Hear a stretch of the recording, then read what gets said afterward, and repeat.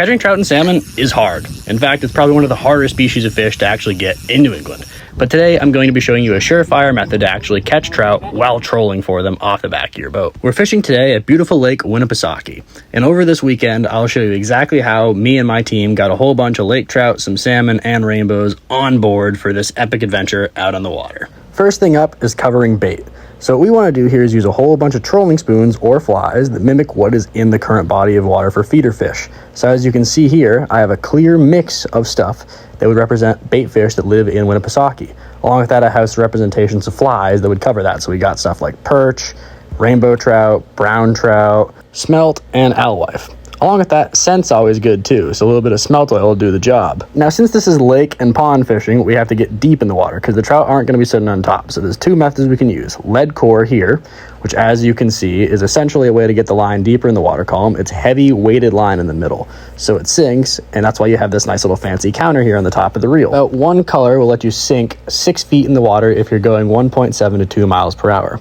Along with that, you need this nice little fancy swivel I have in the middle. It's going to prevent tangles. So we tie the lead core to the other end, and we tie about 20 feet of nice long 8 to 12 pound leader so that we can have the fish not seeing any of that line sinking behind the boat. Now, the other way to troll is with the downriggers, and what this does is essentially gives you a nice big ball to attach your line to on a normal fishing reel so that you can drop the weight all the way down to the desired depth in the water column to hit the fish right in the face. So we use these nice big Cannon downriggers with these nice quick release clips. You attach it in there nice and easy, drop it down, you control your lure right in the direct depth you want to hit that fish in the face. Now for your spinning reel or bait caster, what we have to do is you have braid tied to monoleader, again about 15-20 feet, and you take the braided line, wrap it around your finger a whole bunch of times, at least 6, making a loop. Then you take that loop and connect it right into the clip hanging above the downrigger ball. Snap it in, there's a little screw on the side to adjust the tightness for how big of a fish you want to catch, and voila, then you can just let that downrigger ball drop right down to the desired depth you want to fish at. Here at Winnipesaukee, for us, that depth mostly seemed to be 30 and 40 feet for the salmon and the rainbow trout. They all seem to be sitting in that range. So we do an extra step. For us, since we have enough people, we control 6 rods at once. So I have an additional little clip that you can actually put on the downrigger line and have another line then running off the same downrigger. So what we do is the exact same process. You take this nice little snap-on swivel, as you can see here, nice little Cannon clip, and you connect one piece to the other part of the downrigger cable, and then the other end, you do the same thing. Twist around and put it in the opposite end of the clip, attaching it to your line so that now you control 2 rods off the same one. They even come with this additional little silver clip-on that actually goes over, so if you pull the clip end that's connected to the downrigger off, you don't lose the clip. Now, a really important thing to be noticing when you're doing this is if you have these lines too close together, they're going to get tangled. So I always go about 7 to 11 feet difference between the 2 rods, and you have to make sure that you open up the bail on both rods when dropping the downrigger ball, because otherwise the clip is going to pop. So make sure you get yourself a nice depth, and here putting one at 30 and 40 feet essentially put us right in the line for where these fish were hanging out. Once both lines have been dropped to the desired depth, now all you have to do is actually tighten down on them. So basically it's going to look like there is a fish on your reel because you're going to reel up these rods as much as you can so they have a nice bend, but it's only because they're connected to the ball. That is going to ensure when you get a bite, the clip pops and you can see a fish is actually running. Now, we found out 30 and 40 feet was the desired depth because as you can see on the fish finder and the live scope, most of these fish are hanging out right around 35 feet. You can actually see on the live scope, the downrigger balls are hanging out to the top left corner of that. And then there's probably a lake trout sitting on the bottom in the water column there, and one chased right up to our bottom ball. You can see him here going for it, takes a look, looks interested in the ball, realizes there's nothing he can eat, then continues on, finds the lure, and whammy, we're on. You still have him, correct?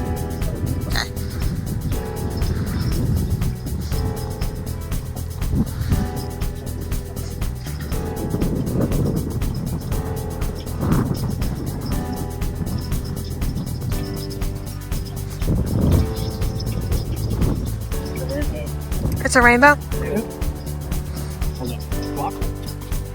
Very good. Hold up. Oh, that one's nice. I was using the lead core line too. Yeah, that is a massive rainbow. Whoa. Oh Okay. my god. Holy cow. What is that? That's like that's the biggest rainbow trout I've ever caught. Wow. That It's got to be 22. Or sorry, maybe bigger. Well, after all this time fishing Winnie for days and days, with little to no luck, we finally got absolutely hammered right here. is that on the orange and red one? It's on the no, not neither actually. It kind of looks like the brown trout mimic gold.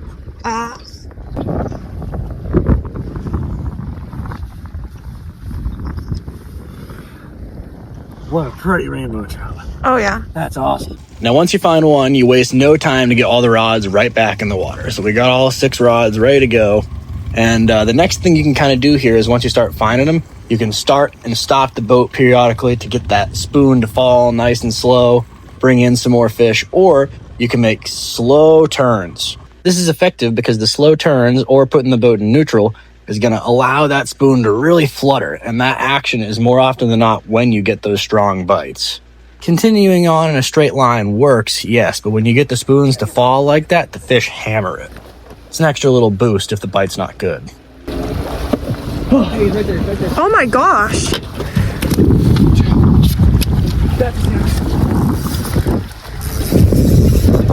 They're active now.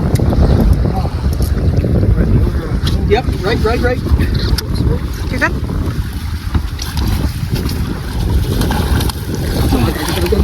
Yes.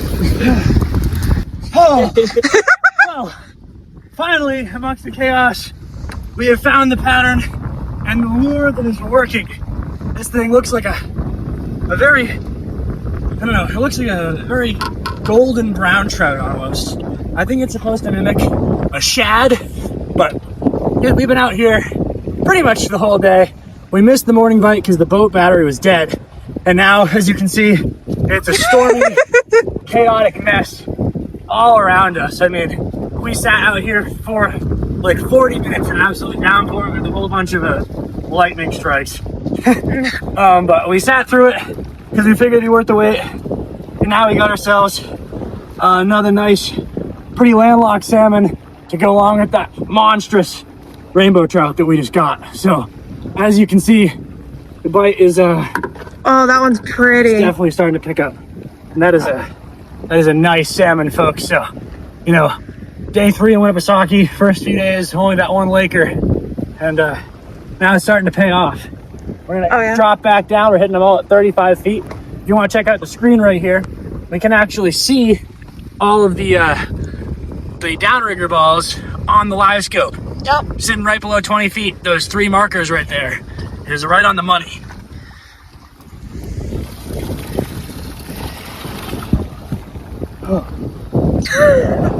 All right, let's get them. So now that we know what they're hitting on, we are re-rigging up the rest of the lines on the downrigger ball. And that right there, that is our money maker for today with the overcast in Winnipesaukee. Nice gold stinger. Kind of looks like a brown trout. Probably actually designed to be a shad. But we're gonna drop these back down and hopefully get crushed by something good. So Yeah. I'm thinking 35 feet. We'll bring the other one up a little higher. Everything should work out nice and dandy. Keep going back by that stretch. The island. They're all sitting around the islands off the coast. So it must be some bait piled up over there or something. So, we worked for these fish, that's for sure. That's a better one. Okay. Tongues out this one.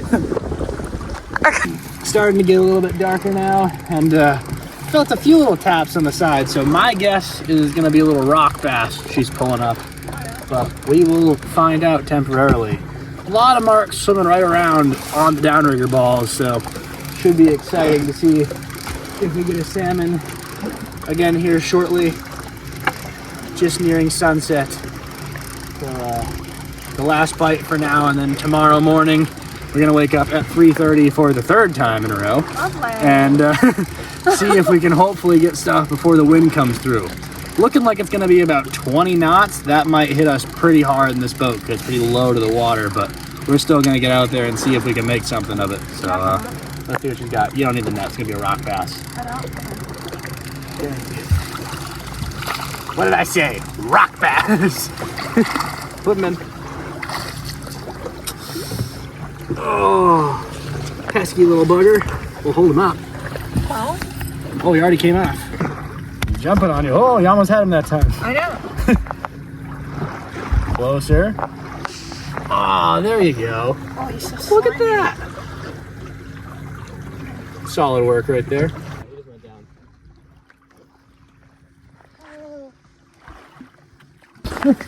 Ooh, baby. What is that? Oh, look at that. Another rock Aww. Imagine it's the same one. at 35 feet too. Wow, that's surprising. No, it's not the same one. Okay. They came to crash our party. Got us all excited, and I was like, oh, it doesn't feel very large. Sure enough, a little rock bass. They're fun though. Oh yeah. Switching up the color scheme was the most important thing we learned on this day out in the water, because after the storm moved through, we tried a whole bunch of baits, and basically what you want to do is switch all the different spoons you have trolling down in the water or the flies like once every 20 to 30 minutes. That way you get a variety of different stuff. And then once you have the bait that's actually consistently working, like that brown trout mimic, you can throw a few more that look just like it or similar and try and replicate it to get more bites going. Now, even though it was starting to get dark, one little secret about lake trout is they always seem to bite at 9 a.m. and 9 p.m. Unfortunately, the problem is you can't troll in Winnipesaukee past 9 p.m. So usually people call it quits as soon as it starts getting dark. But if you hang out just a little longer right before 9, sure enough, you might get some luck. No, what do you get? Or It's a little Laker. Yeah. It's a Laker.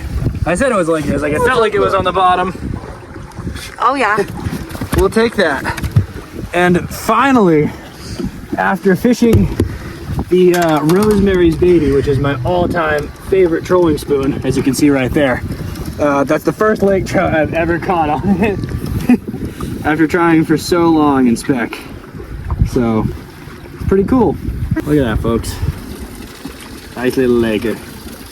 The surprises didn't end the following morning. Snagged 400-pound lake trout.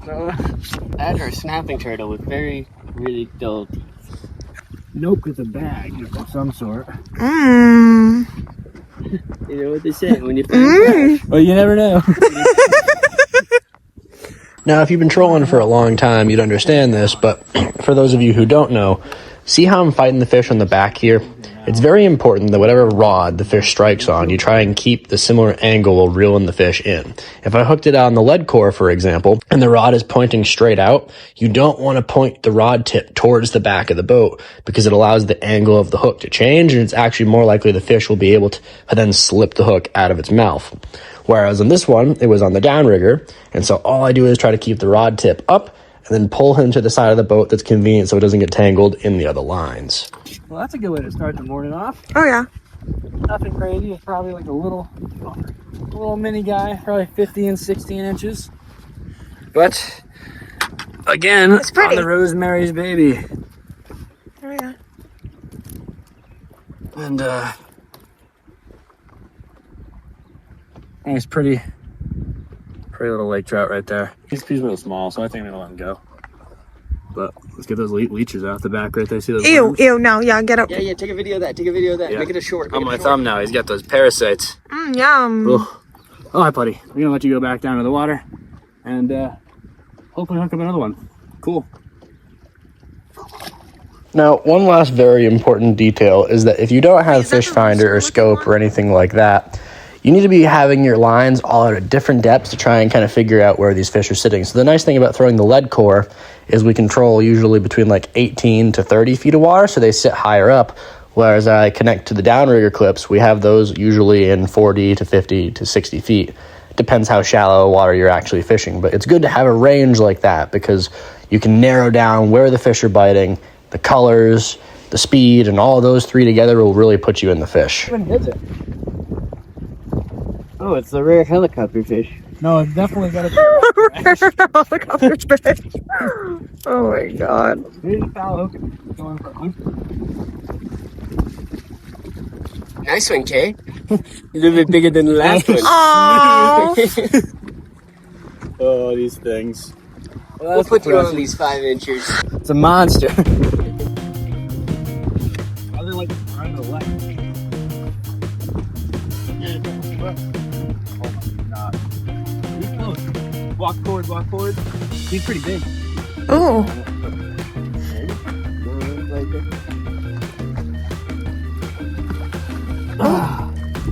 Well, That's a good catch. over here. Same spot again. And A little longer I though. wasn't even expecting that to be a fish because it was just like pounding and I felt it on that ball. So I think there might be something on that one too because I thought it was connected to the ball. The hold on this, it didn't quite come up. So we might have another one on that one too. Oh, he's pretty. Yeah, that's a slimy little snake. That's deep in the gullet. Dang, he chipped up our paint. Look at that. Took a good whack at it. Yeah, it's a good fish. It's a pretty fish. Very long. There we go. Yeah, that's a nice long little lake. Oh yeah. Pretty. I knew there was a bite. Oh look, the other one popped too. Can Okay. we double up? Maybe. Alright, then we hit bottom, right? Yeah, I double up. Oh.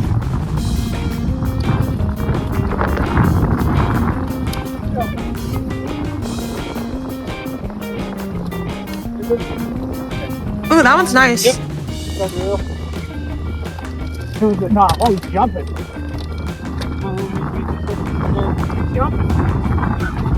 Hold it. Big Ooh, smallmouth. that one's so pretty. We're gonna jump. Bring it in, Kate. I was like, wait. Are you in the box? Yeah. Right? No. Yeah, it is. Oh, well. Oh. They're very similar colors. Well, cool little combo. Look at that, folks. Oh, yeah. Daily double, baby. Daily double. We have found the right spot, finally. Oh yeah. Oh, yeah. Rosemary's Baby is the way to Oh. go.